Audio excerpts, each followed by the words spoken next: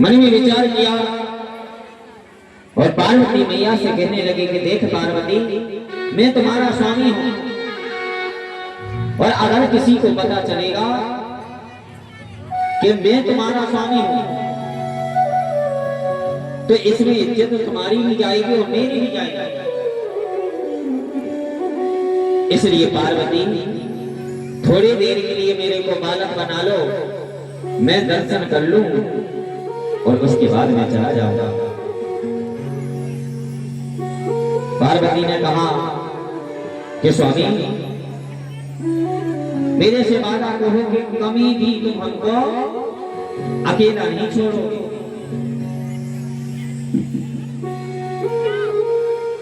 भगवान भोलेनाथ महाराज ने वचन लिया कि हाँ, कभी भी हम तुमको जन्म में नहीं छोड़ेंगे। जो मुंड की माला पहने रहते हैं वो 108 मुंड हैं।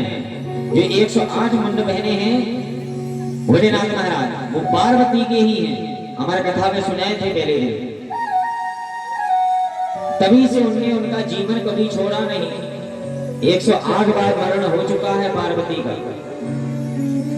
उन्हीं की याद में उनकी मुंड पहनते गए थे, जो मुंड की माला पहन रखे हैं।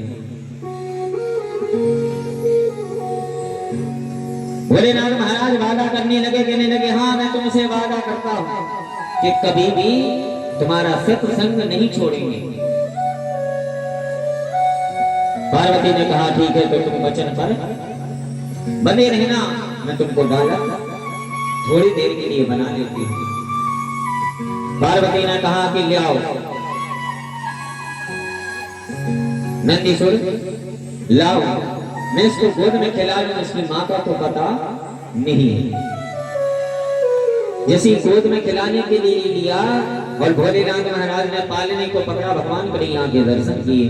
बोलिए बांके बिहारी लाल की जय हो। और वहां दुष्ट पापी कंस को पता चला।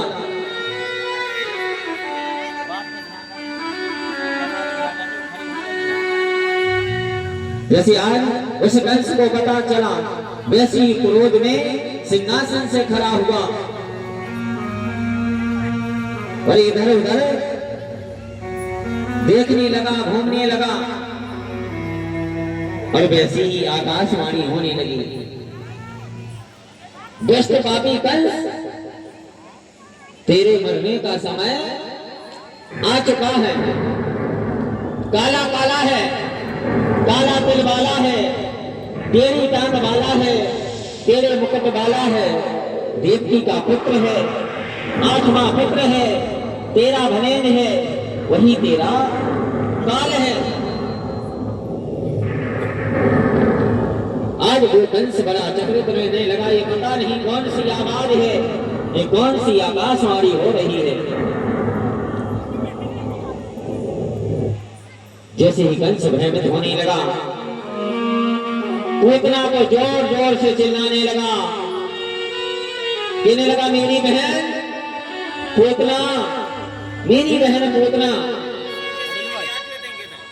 चिल्लाने लगा, मेरी बहन पूतना कहां हो तुम, मेरी बहन पूतना कहां हो तुम।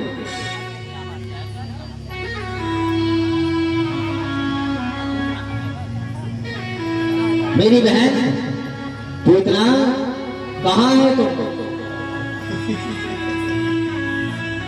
जैसे आज वो पूतना दौड़ती हुई चली आ रही थी,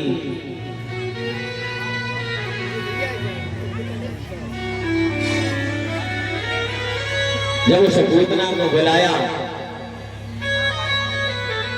और उस पूतना हाथ जोड़कर कंस के सामने खड़ी हो गई, कहने लगी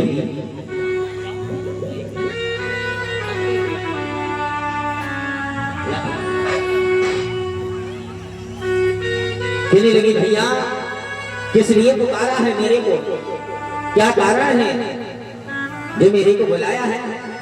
कंस कहने लगा सुन पूतना, मेरी बहन जो काला काला है, काला तिल वाला है, तेरे टांग वाला है, तेरे मुकुट वाला है, देवकी का पुत्र है, 8वां पुत्र है, मेरा भनेंगे वही मेरा काल है। पूतना तुम्हारे बरोबर कोई भी ताकतवर नहीं है इस संसार में और इस सृष्टि में। इसलिए बहन जाओ और जाकर तुम उस कान्हा को अपने मुख से अपने हाथों से खाकर चले आना। पूतना हंसने लगी, कहने लगी भैया तुम चिंता क्यों करते हो, क्या कान्हा और आज तुम चिंता मत करो भैया, तुमको पता भी नहीं चल पाएगा। जितने भी 6 महीने 6 साल 8 महीने 8 साल के बालक होंगे ब्रज में, मैं अपने हाथों से खाकर चली आऊंगी, मसक मसक कर खा खा कर मैं चली आऊंगी। और भैया कोई हमको पहचान भी नहीं पाएगा। आज पूतना 16 श्रृंगार करने लगी, बड़े सुंदर से रूप रखने लगे। पूतना बैठ गई, क्रीम पाउडर लगा ले, बैठ गई